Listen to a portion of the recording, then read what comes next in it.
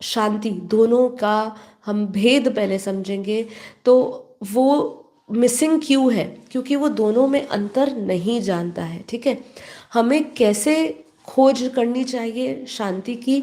तो पहले तो आपको दोनों में अंतर पता होना चाहिए कि क्या चीज़ में ज़्यादा आपको फ़ायदा है। आज तो आप यही करते हो ना, अगर मेरे पास दो चीज़ें सामने रखी है, एक चीज़ का क्वालिटी बहुत अच्छा है, उसका प्राइस ज़्यादा है, और एक चीज़ की क्वालिटी कम है और प्राइस उसकी कम है, तो मैं यही सोचूंगी कि भाई मुझे कुछ लंबे समय के लिए चीज़ चाहिए, तो मैं पैसे आज दे दूँ ज़्यादा, लेकिन कम से कम क्वालिटी तो रहेगी, लंबे समय तक चलेगा।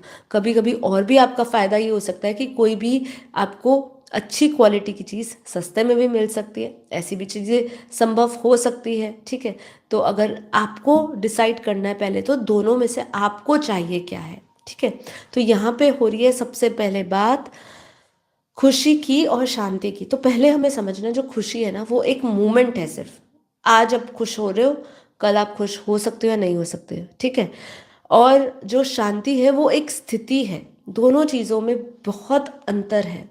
इसलिए हम कहते हैं कि आप खुशी की खोज में जितना चले जाओ, लेकिन उस खुशी में भी आपको अगर शांति नहीं मिल रही है, आपके अंदर वो एंग्जाइटी आ रही है, आपके अंदर एक वो हलचल है उस खुशी को पाने के बाद भी, तो भी आप वो खुशी में ज़्यादा देर स्थायी नहीं रह पाओगे, है ना।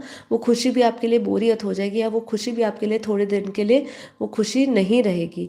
तो ये सबसे पहले सबसे बड़ा भेद इसका यही है कि जो खुशी है वो एक केवल एक मोमेंट है, एक वो समय है जब हम वो खुशी फील कर रहे हैं, और शांति जो है वो एक स्थिति बन जाती है।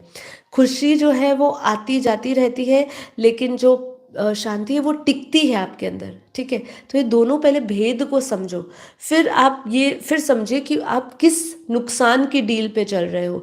आप वहाँ जा रहे हो क्योंकि मोमेंट की खुशी में जा रहे हो, आपको नहीं पता है कि, इसलिए तो हमारे शास्त्रों का अध्ययन करने के लिए कहा। शास्त्रों में श्रेय मार्ग और प्रेय मार्ग बताया। प्रेय मार्ग बहुत अच्छा लगता है, प्रिय लगता है, इसलिए आप वही मार्ग लेते हो, लेकिन उसका जो एंड रिजल्ट आता है वो आपको खाली ही छोड़ देता है। लेकिन वही आप श्रेय मार्ग लेते हो तो आपको मुश्किल ज़रूर लगती है, लेकिन जो आपको अंतिम जो उसका जो रिजल्ट आता है, वो रिजल्ट आपको आनंद और आपको क्या देता है, शांति देता है। ठीक है, हैप्पीनेस में, खुशी में क्या होता है कि हम एकदम रिएक्शन देते हैं। कभी बहुत अच्छा लगा तो बहुत अच्छा हम महसूस करेंगे, खुश हो जाएंगे, और बुरा लगा तो हम सब, हमारा जैसे सब खत्म हो गया ऐसा महसूस करेंगे। लेकिन जब हम शांति की बात करते हैं, शांति एक अवेयरनेस की स्टेज में जाके हमें मिलती है। तो ये जो खुशी है वो रिएक्शन देती है, लेकिन जो शांति है वो हमें अवेयरनेस की तरफ लेकर जाती है। खुशी एक बाहर का उल्लास है, शोर है कि मैं बहुत खुश हूँ। ठीक है, आपके अंदरूनी खुशी जो है, अंदरूनी खुशी खुशी नहीं रहती, वो आनंद बन जाता है। ठीक है, लेकिन जो शांति है वो बेहद साइलेंस की बात आती है। खुशी आपको प्लेजर देगी, मतलब आपको एक समय के लिए बहुत मज़ा देगी। प्लेजर मतलब मज़े का आपको अनुभव होगा। लेकिन शांति क्या देगी आपको? शांति शक्ति देगी, क्योंकि उसी से आत्मा की शक्ति बढ़ती है।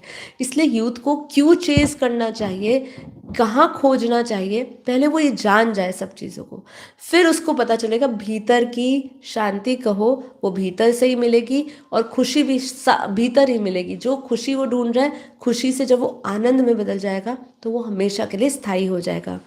जो खुशी है वो माइंड के स्तर पे है, वो मन उसमें खुश होता है तो वो उल्लास और चिल्लाता है, लेकिन जब वो शांति का अनुभव करता है तो मन बेहद शांत, मन भी एकदम शांत होता है। ठीक है, खुशी में ज़्यादातर आपको अपने आप से, जैसे कहा, आत्मबंधन टूट जाता है, मतलब आइडेंटिटी क्राइसिस होते हैं, लेकिन शांति में आपको ऐसे कोई क्राइसिस नहीं होते हैं।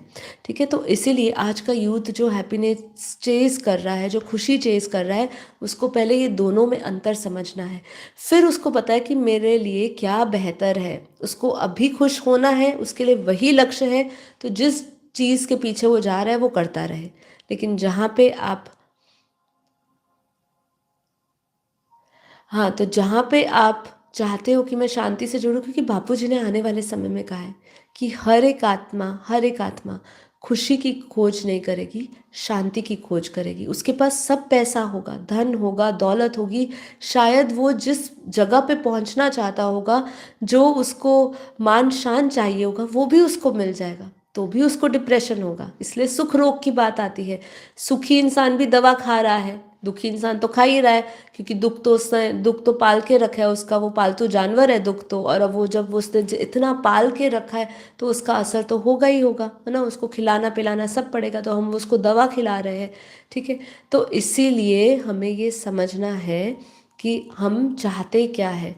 अंत में सबसे ऊंची चीज़ जो आप चाहना चाहते हो, अगर आप स्पिरिचुअल क्राइसिस से बचना चाहते हो अपने जीवन में, कि मैं खो ना जाऊं, इस भीड़ में कहीं खो ना जाऊं। आपके साथ इतने सारे लोग होने के बावजूद आप खोया हुआ महसूस करते हैं। पूरी दुनिया, कभी कभी आप ऐसे मुकाम पे पहुंच जाते हो जहां पूरी दुनिया आपका साथ देती है। दुनिया मतलब आपके जितने भी आसपास के लोग हैं, सब आपके साथ खड़े होते हैं, आपके साथ खुशियां मना रहे होते हो। तब भी कभी कभी ऐसा हो जाता है कि ये खुशी के बाद भी आपको समझ नहीं आती कि क्या चीज़ अब छूट रही है।